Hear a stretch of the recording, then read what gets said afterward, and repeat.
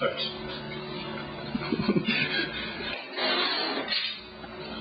anyway, that's what I think.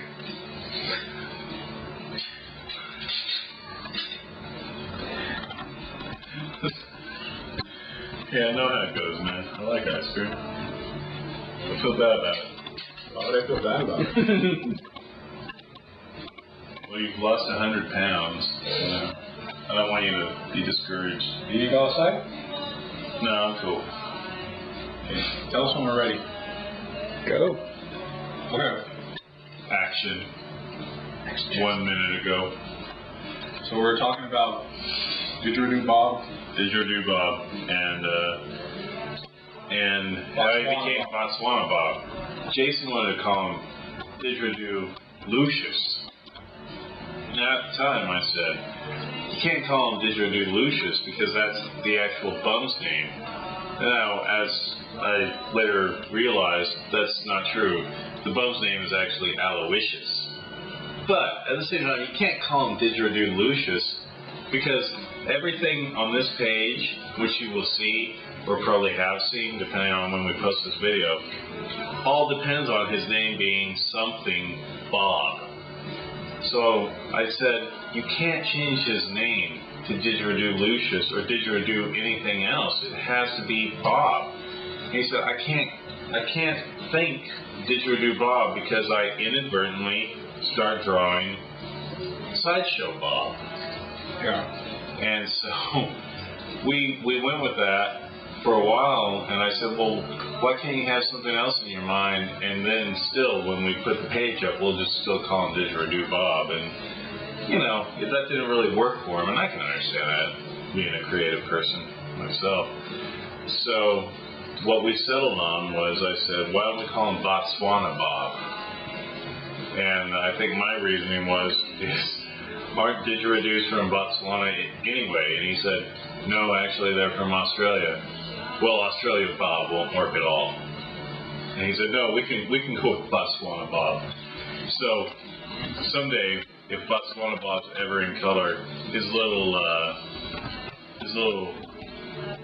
head covering that he wears will be the colors of the Botswana flag.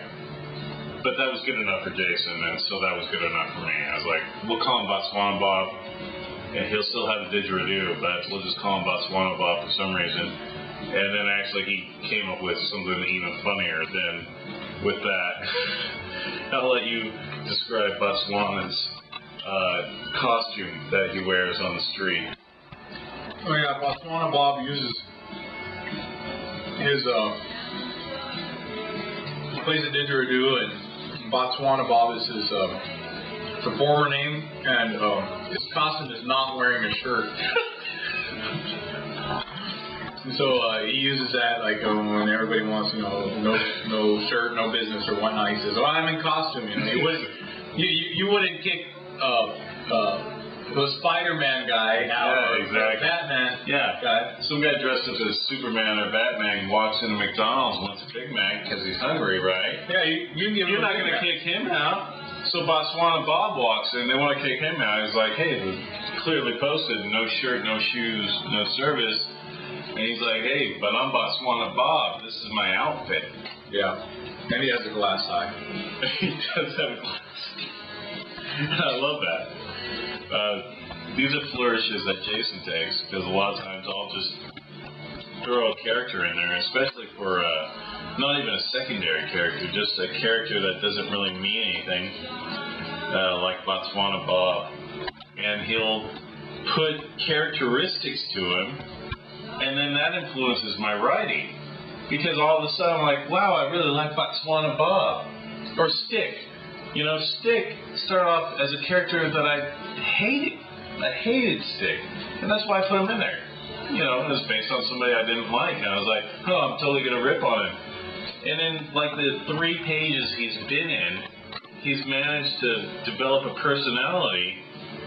You know, yes, my writing may have a part of it, but it's really through Jason's drawing, especially this panel. I can't stop talking about this panel. There's just something about this panel that I love. There's such sheer joy in the panel even as stupid as they're all acting, they're just so happy that you can't help but kind of empathize. It's like, hey, they're not hurting anybody. Maybe they're kind of goofy and have some wacky ideas, but they're not hurting anybody. So all of a sudden it changes the stick character.